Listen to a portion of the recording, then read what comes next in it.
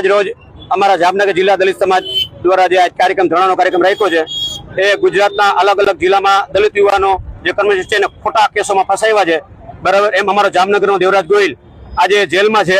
હાવ તદ્દન ખોટી ફરિયાદ કે પોલીસ જનતા રેડ કરવાની એક કોરથી એમ કે છે જનતા રેડ અધિકારી પાછા અધિકારીઓ ટોર્ચર કરી અને ખોટી ફરિયાદમાં લૂંટ જેવા ગુના અને ફરજ રૂકાવટ અને દબાવીને વિડીયો બનાવી આવા પોલીસ આ રીતે અત્યાચાર કરી અને દલિતોનો અવાજ ઉઠાવે છે. તો આના માટે અમે આજ ધરણાનો કાર્યક્રમ કર્યો છે અને અલગ અલગ જિલ્લામાં પણ ધરણા કાર્યક્રમ થશે. આ ગુજરાતમાં સરકારને આજ આંખ નહીં ઉઘડે તો ભયંકર જેવું કે ભારતમાં નહીં કે એવું આંદોલન થયું ને એવું આંદોલન અમે છેડવાના છે. આજે આ દેવરાજ ગોહિલ પર છે, એમ અમારે અમરેલીમાં નરેશ વાડા છે, અમદાવાદમાં રાકેશ મેરિયા છે, ભાવનગરમાં મનોહર રાઠોડ છે, અમારા દેવભૂત દ્વારકાના મંજુલાબેન છે, મંજુબેન આંબેડકરવાદી છે, અમારા જામનગરમાં એક વિકલાંગ ભૂરાભાઈ સરપંચ જે આજે વર્ષોથી અનુસૂચિત માટે લડે છે.